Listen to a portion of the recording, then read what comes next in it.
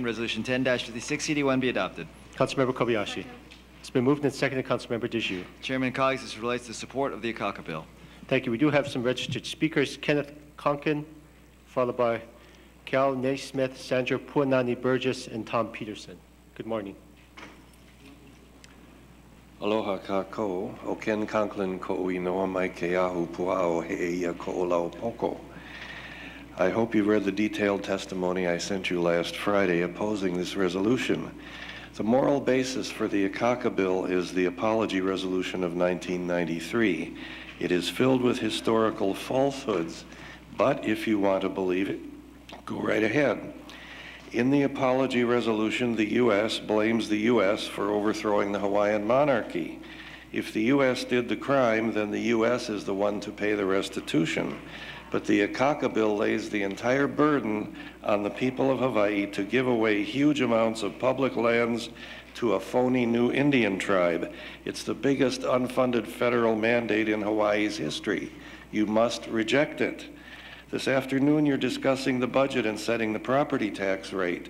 Suppose going into that meeting knowing you must cut the budget in half or else double the tax rate because you no longer have authority to collect taxes on the land taken away by the Akaka tribe. I'm not kidding, that's what's going to happen. Members of this council who have Hawaiian native blood should recuse themselves from the resolution because they stand to benefit greatly from the establishment of the Akaka tribe.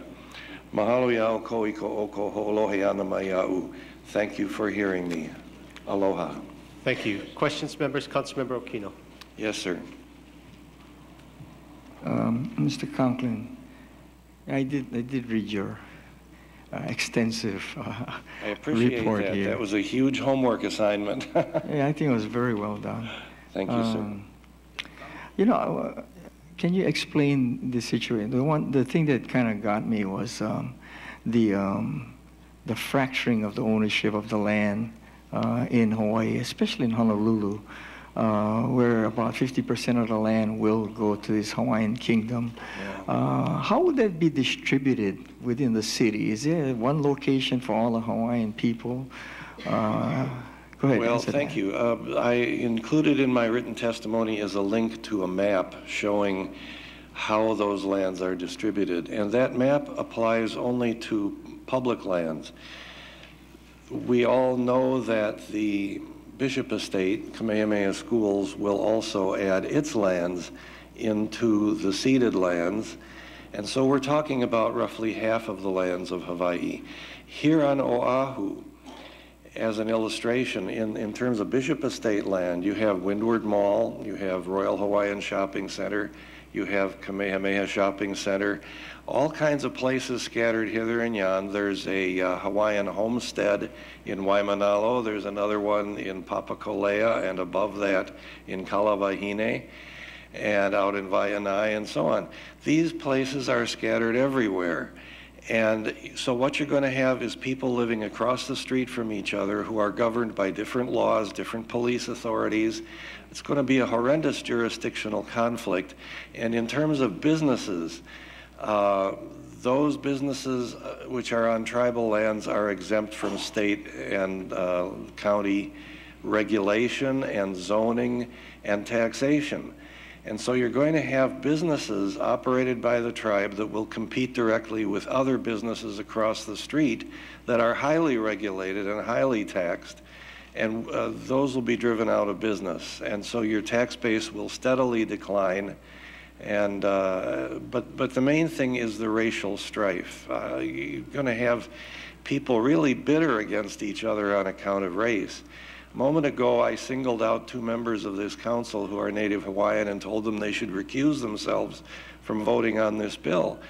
If that sounded harsh, boy, you haven't seen anything yet about the kind of harshness and strife and lawsuits and everything else that's going to happen if this bill passes.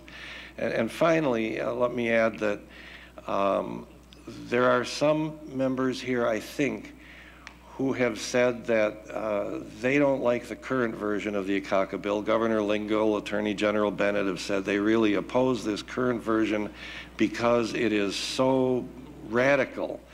even while they approve the concept and would like to have some kind of bill to pass.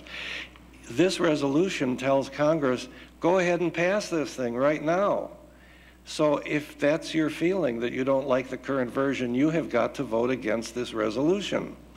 And if you think that there should be testimony locally, which we haven't had for 10 years, since there was testimony at the Blaisdell in August of 2000, if local people should be able to testify on the most important thing to affect Hawaii since statehood, then you have to vote against this resolution, because otherwise you're telling Congress, hey, it's fine, go ahead and pass it, we don't need to testify. So it looks like it will create tremendous chaos, because there's kind of haphazard ownership patterns throughout the city.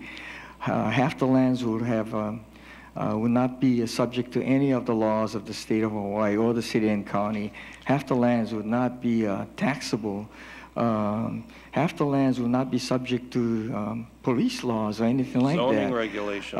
So the city and county would still have to maintain all of the infrastructure, public facilities for the whole island, right? That's correct. Basically now, does that mean that it'll have to do it with half the revenues, and we only half the people obligated to obey the laws of the city and county of Honolulu? Is that the situation that would be created? Yes, sir. Okay. Let me add the difference between Hawaii and the mainland tribes. The mainland tribes have the same thing that the Akaka bill is proposing: exemption from regulation and taxation, can have their own businesses that are tax-free and so on. The difference is that on the mainland, a tribe is typically has its reservation land out in the middle of nowhere, and it doesn't affect anybody, and so they can go off there and do their own thing. But here in Hawaii, we're talking about people living closely right next door to each other, some governed by one law, some governed by a different law and tax system. Another factor that makes Hawaii totally different from the mainland tribes is that here we have 20% of our population who are eligible to join the Akaka tribe. There is no state anywhere on the mainland that has 20% of its population who are racially Indian, let alone 20% of their population eligible to join a single tribe. And after joining, so this is apartheid. This is not just a small group of people off by themselves somewhere. When you have, well, you're going to have people who are in the Akaka tribe sitting on both sides of the negotiating table, and this is a 20% voting block. You know how that works in elections. So you're going to have the same people who are sitting as members of the tribe, let's say Clayton He, for example. That's a good example, because Clayton He is currently a state senator, but he served for about 10 years as chairman of the Office of Hawaiian Affairs, filing lawsuits against the state and so on. So you're going to have people with huge conflicts of interest voting as members of an Indian tribe but also as members of the state, and people who are electing state representatives and senators. Okay, let me ask you one more question. Yes, sir. There's some evidence that shows that even within the Hawaiian community, it's exclusionary, and that maybe 3/4 of the Hawaiians will actually be excluded from this. You know, there's pretty substantial evidence of that. But my question to you is, what is the feeling of the Hawaiian community? Is there general consensus that this is the way to go? That's not what I understand the polls are showing. I have an awful lot of friends among Hawaiians, and most of the ones I know are opposed to the bill for the same reasons I'm opposed to it. There's another whole group of Hawaiians opposed to the bill because they don't want any further intrusion on their affairs by the United States government. I would guess, well, it's no guess. We know, according to the recent Zogby poll that was published in December, majority of the people of Hawaii oppose the Akaka bill. And I would guess that a majority of Native Hawaiians as well are opposed to the Akaka bill, some for reasons I approve of and some for reasons I disapprove of, but either way they're opposed to it.